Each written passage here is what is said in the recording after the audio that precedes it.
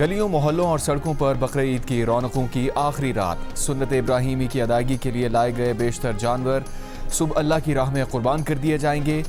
کسی بچے نے اپنے بکرے کا نام ببلو رکھا، کسی نے اپنے بچڑے کو ڈبلو کا نام دیا، کسی نے اونٹ کو پیار سے راجو بلایا اور کسی نے قربانی کے لیے آئے جانور کو گڈے کا نام دیا تھا۔ پیارے پیارے بچوں کے یہ پیارے پیارے دوست آج ان سے بچھڑ کر قربانی کا جذبہ سکھا جائیں گے۔ منڈیوں میں قربانی کے جانور اور وقت کم رہ گیا، بھاؤ تاؤ اور من پسند جانور خریدنے کی کوششیں تیز، خریداروں کا جانور مہنگے ہونے کا شکوہ، بیوپاریوں کی چارہ اور ٹرانسپورٹ مہنگی ہونے کی دہائی۔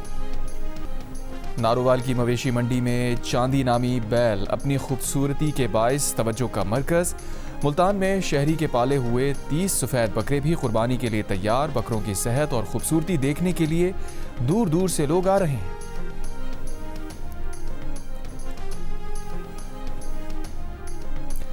مری کے سرکل بگوٹ UC پبلک میں قربانی کے لیے لایا گیا بیل گہری کھائی میں جا گرا۔ علاقہ مکینوں کے مطابق بیل کو گاڑی سے اتارا گیا تو وہ بے قابو ہو کر ملحقہ گھر کی چھت پر چلا گیا تھا۔ چھت پر کوئی رکاوٹ نہ ہونے کے باعث گہری کھائی میں جا گرا۔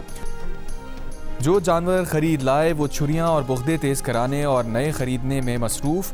بازاروں میں قربانی کے سامان کی مانگ بڑھ گئی۔ پشاور میں باربیکیو آئٹمز کی دکانوں پر رش، شہریوں کی کوئلہ، گرل اور سیخوں کی خریداری۔ مختلف شہروں میں خشک مسالوں، ٹماٹر، پیاز اور ادرک لہسن کی قیمتیں بھی دگنی ہو گئیں۔ وزیر اعظم شہباز شریف کی امت مسلمہ اور حجاج کرام کو حج کی مبارکباد، کہا پاکستان دنیا بھر میں امن و سلامتی اور استحکام کے لیے دعا گو ہے۔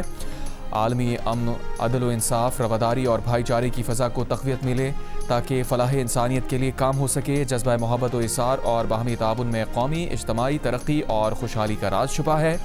وزیر اعظم شہباز شریف کا کہنا تھا کہ حج کا دن اللہ کی رحمت اور فضل و کرم کے حصول کا بہترین موقع ہے۔ حج کا اجتماع امت مسلمہ کے باہمی اتحاد اور اجتماعی ذمہ داری کا احساس اجاگر کرتا ہے۔ اللہ حاجیوں اور تمام مسلمانوں کی عبادات قبول فرمائے۔ اللہ اسلامی اقدار کو عملی زندگی میں رائج کرنے کی توفیق دے۔ جنوبی ایران پر امریکہ کے فضائی حملے، میزائل تنصیبات اور بارودی سرنگیں بچھانے کی کوشش کرنے والی ایرانی کشتیوں کو نشانہ بنانے کا دعویٰ۔ امریکہ کا کہنا ہے کہ ایرانی فوجی خطرات سے اپنے فوجیوں کو محفوظ رکھنے کے لیے دفاعی کارروائیاں کی۔ حملوں کے باوجود ایران کے ساتھ معاہدہ اب بھی ممکن ہے۔ امریکی حملوں پر ایران کا سخت رد عمل، وزارت خارجہ کا امریکہ پر جنگ بندی کی خلاف ورزی کا الزام، کہا حملوں کا جواب دیا جائے گا، ایران اپنے دفاع سے نہیں ہچکچائے گا۔ ایرانی مسلح افواج نے خبردار کر دیا کہ کسی نئی جارحیت یا خلاف ورزی کا جواب خطے سے باہر تک پھیلے گا۔ ایران کا رد عمل پہلے سے زیادہ شدید ہوگا۔ ممکنہ اہداف کی نشاندہی کر لی۔ ایرانی پاسداران انقلاب کا امریکی ڈرون مار گرانے اور امریکی فائٹر جیٹ F-35 پر فائرنگ کا دعویٰ۔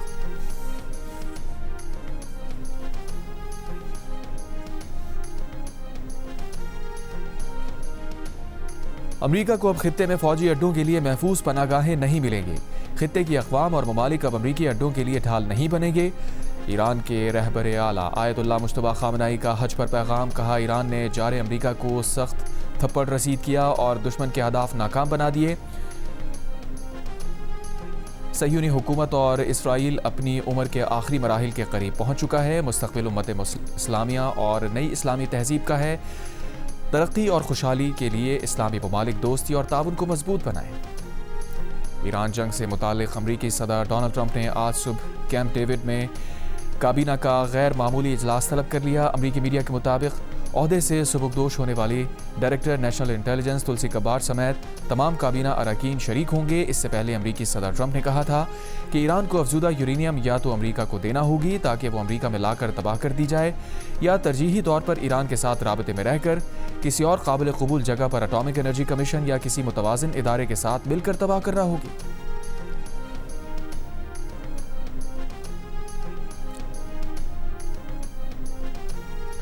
ایرانی صدر مسعود پزشکیان اور قطر کے امیر شیخ تمیم بن حمد الثانی کا ٹیلی فون پر رابطہ۔ ایرانی صدر نے کہا جنگ کے خاتمے کی غرض سے باوقار فریم ورک تک پہنچنے کے لیے تیار ہیں۔ ایران نے مذاکرات کے راستے پر اپنے اخلاص اور عزم کو ثابت کیا۔ وقت آ گیا ہے کہ دوسرا فریق بھی اپنی آمادگی کا مظاہرہ کرے۔ امیر قطر نے کہا اپنی ثالثی کوششیں اور تعمیری کردار جاری رکھیں گے۔ ایرانی صدر کے ترکی، مصر، عراق، عمان، آذربائیجان، کرغزستان اور تاجکستان کے صدور اور رہنماؤں سے بھی رابطے۔ صدر پزشکیان نے عید الاضحیٰ پر مبارکباد کے پیغام میں کہا یہ تہوار موجودہ فرعونوں کے سامنے وقار، آزادی اور بے خوفی کا شاندار پیغام ہے۔ ایرانی قوم خود مختاری کے تحفظ میں ذرا بھی ہچکچاہٹ نہیں رکھتی، اسلامی ممالک کی طرف برادرانہ ہاتھ بڑھا رہے ہیں۔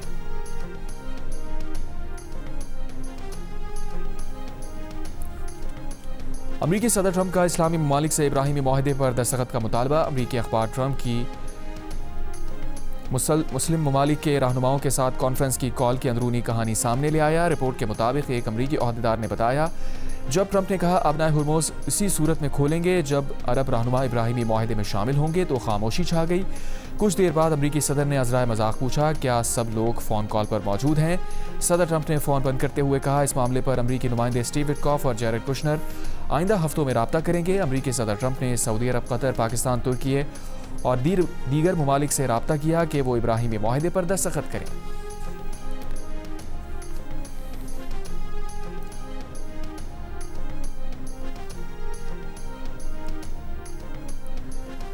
سعودی عرب نے کہا ہے کہ اسرائیل سے صرف اسی صورت تعلقات معمول پر آئیں گے جب فلسطینی ریاست کے قیام کا عمل ناقابل واپسی ہو۔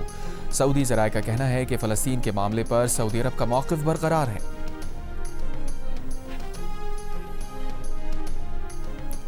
وزیر اعظم شہباز شریف کی ترک صدر رجب طیب ایردوان سے ٹیلی فونک گفتگو۔ دونوں رہنماؤں نے خطے میں جاری امن کی کوششوں پر بھی تبادلہ خیال کیا۔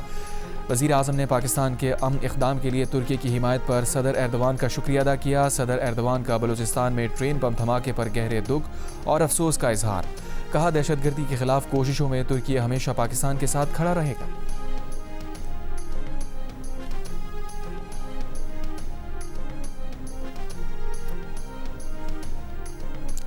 پاکستان اور چین کا مسئلہ کشمیر اقوام متحدہ کی قراردادوں کے مطابق حل کرنے کی حمایت کا اعادہ۔ کالعدم ٹی ٹی پی اور ایسٹ ترکستان اسلامک موومنٹ سمیت کسی گروہ کو کسی بھی سرزمین سے علاقائی سلامتی کو نقصان پہنچانے نہیں دیں گے۔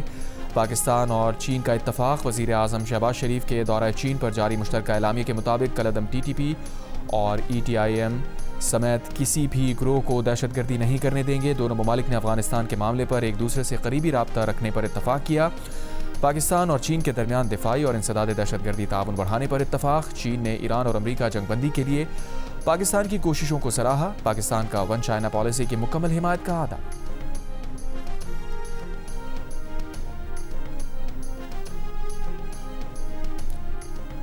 وزیر اعظم شہباز شریف کا پاک چین آہنی دوستی کو زراعت، صنعت، تحقیق، ترقی اور دیگر اسٹریٹجک شعبوں میں نئے انقلاب میں تبدیل کرنے کا عزم۔ چینی سرمایہ کاروں کو پاکستان میں سرمایہ کاری کی دعوت۔ سی پیک کے دوسرے مرحلے میں تعاون کو مزید وسعت دینے پر اتفاق۔ چینی کاروباری وفود سے ملاقاتوں اور پاک چین سفارتی تعلقات کے 75 سال مکمل ہونے پر تقریب سے خطاب میں کہا صدر شی جن پنگ تنازعات کے حل کے لیے مذاکرات پر یقین رکھتے ہیں۔ خطے میں امن، ترقی اور خوشحالی کے لیے چین کی کوششیں قابل تحسین ہیں۔ پاک چین زرعی تعاون پر ورکشاپ میں وزیر اعظم کی 1000 نئے زرعی گریجویٹس کو جدید زرعی تعلیم و تربیت کے لیے چینی جامعات میں بھیجنے کی تجویز۔ کہا تحقیق و ترقی کے فروغ کے لیے نئی صلاحیتوں کو سامنے لانا ہوگا۔ وزیر اعظم نے آئی بی آئی کارپوریشن کے ہیڈ کوارٹرز اور Chinese academy of agriculture sciences کا بھی دورہ کیا۔ وزیر اعظم چین کا 4 روزہ دورہ مکمل کر کے وطن واپس پہنچ گئے۔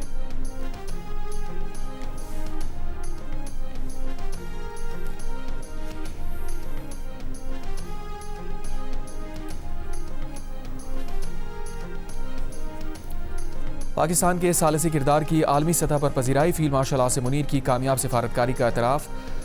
ترک میڈیا کے مضمون میں کہا گیا ہے کہ امریکہ ایران کشیدگی کے دوران پاکستان دونوں فریقین کے مابین قابل اعتماد ثالث کے طور پر سامنے آیا۔ علاقائی قوتوں کے برعکس پاکستان نے خاموش، منظم اور مؤثر سفارتکاری کا راستہ اپنایا۔ فیلڈ مارشل عاصم منیر کی سفارتکاری تشہیر کے بجائے خاموش روابط اور بیک چینل ڈپلومیسی پر مبنی ہے۔ فیلڈ مارشل عاصم منیر نے مشکل حالات میں بھی امریکہ اور ایران کے درمیان روابط کا سلسلہ برقرار رکھا۔ پاکستان کی عسکری قیادت اقتصادی راہداری، علاقائی روابط اور سفارتکاری کے ضامن کے طور پر ابھری۔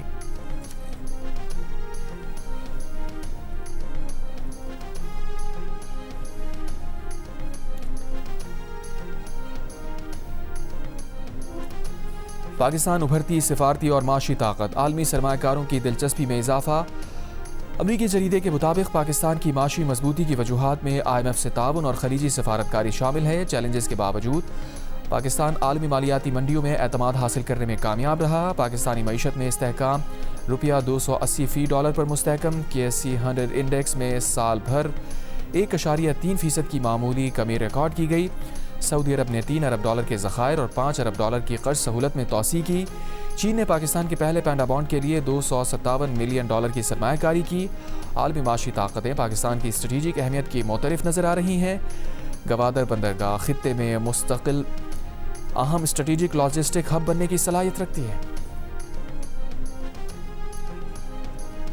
خلیجی جنگ کے دوران تیل کی عالمی قیمتوں میں اتار چڑھاؤ کے دوران آئل مارکیٹنگ کمپنیز کی طرف سے مبینہ طور پر حاصل کیے گئے 72 ارب روپے کے غیر معمولی منافع پر غور اور کراس سبسڈی کے نظام کا جائزہ لینے کے لیے وزیر اعظم نے وزیر خزانہ محمد اورنگزیب کی سربراہی میں اعلیٰ اختیاراتی کمیٹی تشکیل دے دی. جنگ اور دی نیوز میں شائع ہونے والی مہتاب حیدر کی رپورٹ کے مطابق قائم کی گئی یہ کمیٹی آئندہ وفاقی بجٹ سے متعلق بڑے مالیاتی اور معاشی امور کا بھی جائزہ لے گی، جن میں اخراجات میں کفایت شاری، ترقیاتی اخراجات کی ترجیحات، توانائی شعبے میں اصلاحات، مختلف وزارتوں اور ڈویژنز میں رائٹ سائزنگ اقدامات کا نفاذ شامل ہے.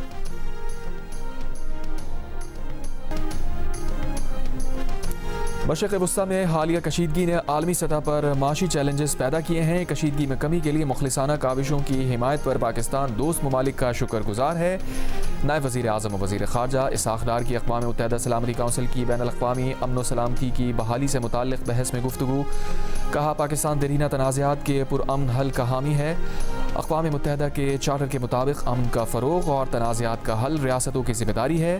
سنتاس معاہدے کی یک طرفہ معطلی تسلیم نہیں، عالمی قوانین اور معاہدوں کی پاسداری یقینی ہونی چاہیے. عالمی سطح پر قوانین کا یکساں اطلاق ضروری ہے. مسئلہ کشمیر 8 دہائیوں سے حل طلب ہے. وزیر خارجہ اسحاق ڈار کی آذربائیجان اور کمبوڈیا کے وزرائے خارجہ سے بھی ملاقاتیں. دفتر خارجہ کے مطابق دونوں رہنماؤں نے باہمی دلچسپی کے امور پر گفتگو کی. دو طرفہ تعلقات مزید مضبوط بنانے پر اتفاق کیا. 3 روزہ دورہ نیو یارک میں اسحاق ڈار کی مختلف ممالک کے وزرائے خارجہ اور اقوام متحدہ کے سینئر حکام سے بھی ملاقاتیں.